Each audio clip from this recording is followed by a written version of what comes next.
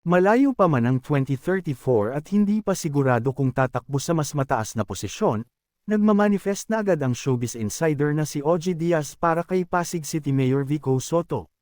Mababasa sa kanyang shared Facebook post noong Linggo ng umaga, ika-23 ng Pebrero, ang tungkol sa isang post na pumupuri kay Mayor Vico, na awardee ng International Anti-Corruption sa US.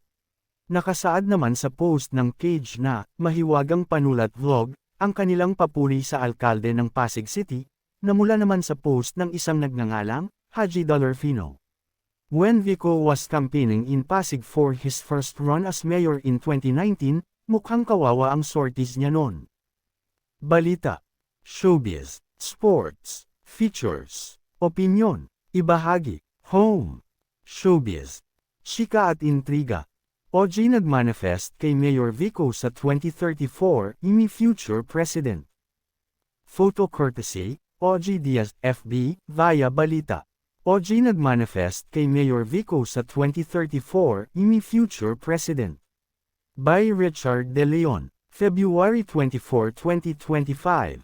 Ibahagi, malayo pa man ang 2034 at hindi pa sigurado kung tatakbo sa mas mataas na posisyon, nagmamanifest na agad ang showbiz insider na si Ogie Diaz para kay Pasig City Mayor Vico Sotto. Mababasa sa kanyang shared Facebook post noong Linggo ng umaga, ika-23 ng Pebrero, ang tungkol sa isang post na pumupuri kay Mayor Vico, na awardee ng International Anti-Corruption sa US. Nakasaad naman sa post ng page na, mahiwagang panulat vlog, ang kanilang papuri sa alkalde ng Pasig City, na mula naman sa post ng isang nagngangalang, Haji Dolorfino. When Vico was campaigning in Pasig for his first run as mayor in 2019, mukhang kawawa ang sorties niya noon. It was done in empty lots, side streets and parking spaces, mababasa rito. He was running against a Eusebio, a family who has held power in Pasig for 27 years, pasa-pasa lang sila ng posisyon.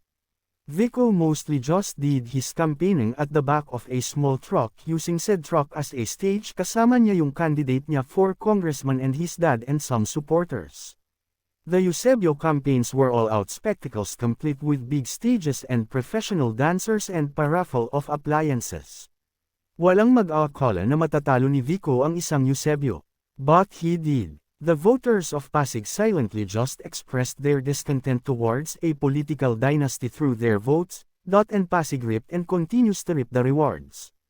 Vico's transparent way of leading the Pasig government ensured efficiencies in how taxpayer money is spent, and his run for re-election with a full slate in 2022 solidified the honest government that he wants to establish.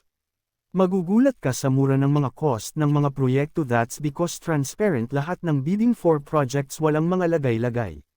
Walang nakalagay na this is a project of Vico Sotto, pero alam mong dahil sa kanya at sa gobyernong tapat niya kaya nakakagawa ang Pasig ng mga ganito.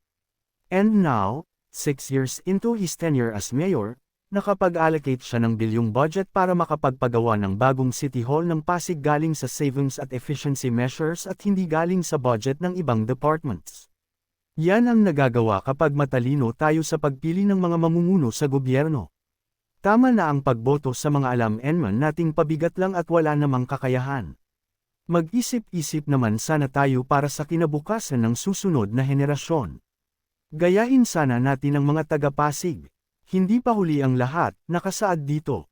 Ibinahagi naman ni Ogie ang post, at kinomentuhan ng My Future President. At may hashtags na hashtag 2034 at hashtag manifesting. Sa comment section naman ay mababasa ang pagsang-ayon ng mga netizen. May dugong Connie Reyes kasi na may takot sa Diyos. So proud of Mayor Vico, raised well by Connie with love at fear of God.